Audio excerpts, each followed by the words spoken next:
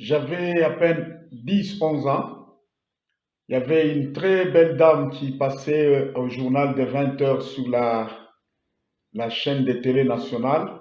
J'étais son nom, c'est déjà une grande dame et elle occupe un poste important dans notre pays. Mais chaque fois que je la voyais, non, je ne sais pas ce que je sentais à moi. Et en la voyant, je criais toujours, non, celle-ci, quand je vais grandir, quand je vais grandir, je vais l'épouser, elle sera madame, elle sera mon épouse. Tout le monde éclatait de rire dans la famille là. Et chaque fois au journal de 20 heures, quand elle passait là, c'est tout le monde qui criait là, Jules, Jules, viens voir ta chérie, tout ça. Et chaque fois que je passais là, j'ai répété les mêmes phrases, j'ai répété les mêmes phrases. Et vous savez quoi? Vous savez quoi? La femme que j'ai épousée, elle a presque le même nom que cette dame. Elle est de la même province d'origine que cette dame. Et si je présentais la photo de celle que j'ai comme épouse et de cette dame-là, non mais vous n'allez pas croire. C'est quoi ça? C'est la foi. Une fois, on a implanté une église dans un quartier un peu de personnes de haute classe sur la ville ici. Et on était encore très peu nombreux, et à peine 10 personnes à l'église. Une fois, on passait là devant une très belle villa qui appartient à une famille très riche là. Et les gens ont commencé, ceux avec qui j'étais là en visite, ont commencé à admirer la beauté d'ailleurs de la barrière, la clôture et tout ça. Et j'ai lâché une phrase, j'ai dit, vous savez, tous ces gens ici, bientôt là, toutes ces personnes vont prier avec nous là-bas.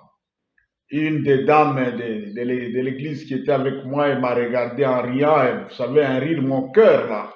Elle dit, papa, toi, tu as exagéré, toi, tu as exagéré. Et vous savez quoi? Il ne s'est pas passé 3 mois sans l'évangéliser, sans la chercher. Je ne sais pas qu'est-ce qui s'était passé. Une fois, j'ai passé sur la route, j'ai vu un véhicule de luxe s'arrêter là. Bonjour, pasteur. Une dame que je ne connais pas. Je t'avais vu quelque part, tout ça. J'ai dit, non, on a implanté l'église ici. Il dit, ah bon? Et le mercredi ou le jeudi, comme ça, on était à l'église. Je vois la dame débarquer avec deux de ses enfants. Et le dimanche, elle était là avec toute sa famille. Et quand on a vérifié l'adresse, c'était à l'adresse là. Maintenant, la maman qui s'était moquée de moi là, et je lui ai dit, maman, tu vois, vous savez c'est quoi ça? C'est la foi. Et il y a une phrase que moi je n'aime jamais, jamais. C'est rare de m'entendre prononcer ça. Non, non. Dire, j'ai pas l'argent.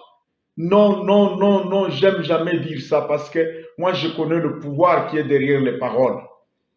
Quand quelqu'un dit quelque chose, ce qu'il dit là, il le confirme, il le scelle et c'est ce qu'il va devenir. C'est rare de m'entendre dire des choses comme ça et c'est difficile de savoir quand j'ai l'argent et quand j'en ai pas. Je suis allé une fois dans une ville, la ville d'Écologie, ici c'est une ville minière, c'est la capitale du cobalt, capitale mondiale du cobalt. Là-bas, tout s'évalue en milliers de dollars. J'avais la conviction d'implanter une deuxième université là-bas. Je suis promoteur des universités. Je suis allé, j'avais 500 dollars. 500 dollars. Et les jeunes frères qui m'accompagnaient là, j'étais détendu, on ne savait pas comment on va avoir le bâtiment pour le bureau. Avec 500 dollars là, j'étais à l'aise et il me regardait et dit, papa, tu n'es pas normal? Avec ça, tu es à l'aise comme ça? Je dis oui.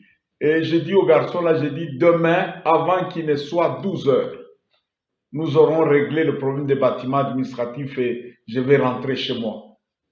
Il m'a pris au mot, il a caché ça. On est allé tomber sur un grand monsieur, une des grandes personnalités de la ville, et je parlais avec lui, tout ça. Et il m'a dit, il faut autant de milliers de dollars. J'ai dit, j'en ai pas, mais je ne sors pas de ta maison ici. Je sens que toi, tu dois me donner ce bâtiment-là. Après un moment, il a dit non, et je sens que toi, tu es venu avec un autre problème. Et on s'est retrouvé dans sa jeep. Maintenant, c'était lui qui me suppliait. Je regarde cette résidence, je dis non. Je regarde celle-là, non. Et à la fin, on nous a donné une résidence et il m'a dit, bon, ça va, ça va, ça va. Donne les 500 dollars que tu as là. Et je donne, et on rentre chez lui à la résidence, on signe les papiers, tout ça. En sortant de chez lui, le jeune homme qui m'accompagnait regarde sur la montre, 11h49, il dit, waouh, waouh, papa, waouh. Monsieur, la foi, ce n'est pas de la religion. Je ne suis pas venu ici pour vous donner une religion. La foi est un principe universel. Dieu lui-même, il vit dans la foi.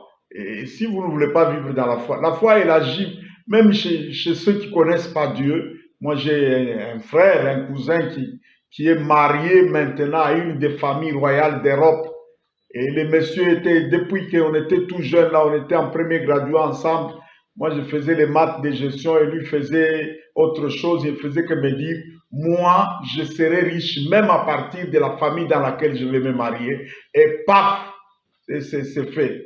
Messieurs, la foi, c'est croire dans le cœur et parler à la bouche. Croire dans le cœur, parler à la bouche. Ayez un rêve, un bon rêve sur votre vie. Commencez à les confesser, commencez à les confesser. Si ces rêves-là ne froissent personne, si ce n'est pas pour arracher le mari de quelqu'un, si ce n'est pas pour arracher la femme de quelqu'un, si ce n'est pas pour prendre le véhicule de quelqu'un, confessez, persévérez, la foi réussit toujours. Ce que je te dis ici, n'essaye pas, fais-le, fais-le et tu me diras des nouvelles. Et puis persévère.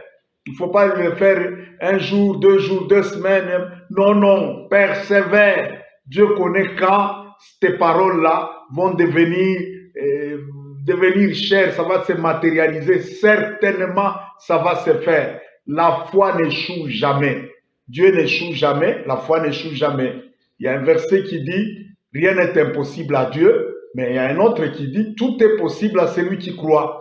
Je te dis, la foi, c'est une clé, passe partout. Essaye, n'essaye même pas. Fais, ta vie va changer. Le miracle qui va changer ta vie, il est sur ta bouche là, sur ta bouche là. Pas c'est les prophètes.